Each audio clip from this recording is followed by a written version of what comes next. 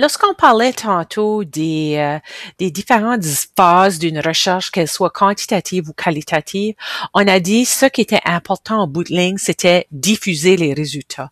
Fait que comment est-ce qu'on arrive à rendre nos résultats publics, OK? On peut le faire de différentes manières. On peut le faire au niveau oral, on peut présenter une affiche ou on peut même écrire un article. Si que c'est au niveau oral, c'est important de connaître notre auditoire, fait que le M dans la méthode simple. Si qu'on rencontre des gens, disons qu'on a fait une étude sur le bullying dans les écoles francophones, puis qu'on va présenter nos résultats à une réunion de parents, ben on va utiliser un langage différent que si qu'on va le présenter, par exemple, pendant un congrès scientifique. Des fois, on peut le faire par affiche, ou on peut faire un article. Puis l'article peut être un article qu'on appelle vulgarisé, qu'on pourrait écrire, par exemple, dans une revue pour parents, ou ça pourrait être dans une revue scientifique. Okay? Mais peu importe si c'est oral, affiche ou article, il va toujours avoir des consignes qu'il faut respecter. Si qu'on va avec l'idée qu'on veut publier notre article dans une revue scientifique, ben il faut la choisir. Quelle qui va être la meilleure pour nous autres? Quel qui va être un article qui a déjà publié des études dans le même genre, le même style, parce qu'il y a des revues pour des études qualitatives. Fait que si on a fait une étude qualitative, peut-être qu'on veut se diriger vers cette sorte de revue-là. Si qu'on est infirmière, peut-être qu'on veut aller vers une revue infirmière. Si qu'on a écrit dans une équipe multi, ben peut-être qu'on veut choisir un article plus interdisciplinaire. C'est aussi important de choisir la langue. Puis il faut reconnaître, puis comme vous l'avez vu dans vos articles que vous avez lus, c'est important de vendre la salade dès les premiers paragraphes, ok? Puis un article va être bon si qui inclut tous les ingrédients, fait que toutes les étapes, la problématique, les questions, la méthode, les types d'analyse, ok?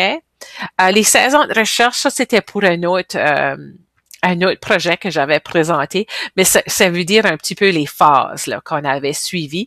Puis c'est important quand vous allez lire vos articles de recherche, de vous demander est-ce que les auteurs font des recommandations à la fin? Puis les recommandations sont toujours à 3 niveaux. Est-ce que c'est des recommandations pour d'autres recherches, des recommandations pour la formation, ok? Fait que c'est important pour les infirmières d'apprendre à faire telle chose, c'est important aux psychologues de connaître telles approches, et aussi pour la pratique, ok? So, recommandations pour la recherche, pour la formation et pour la pratique. Fait que quand ce que vous allez faire vos travaux de réflexion sur les 4 articles à lire, je vais peut-être vous demander ces questions-là. Est-ce que les auteurs présentent des recommandations? Quand on a tout écrit notre article, puis avant qu'on quitte en voyage, puis on dit bye bye article, si jamais que vous êtes partie d'une équipe, ben c'est important que toute l'équipe regarde l'article avec un œil critique pour s'assurer que tout le monde est d'accord avec le contenu. On va s'assurer que le jargon est pas trop spécialisé. Quand on lit des articles puis on comprend à peine qu'est-ce qu'on lit, ça fait pas de sens.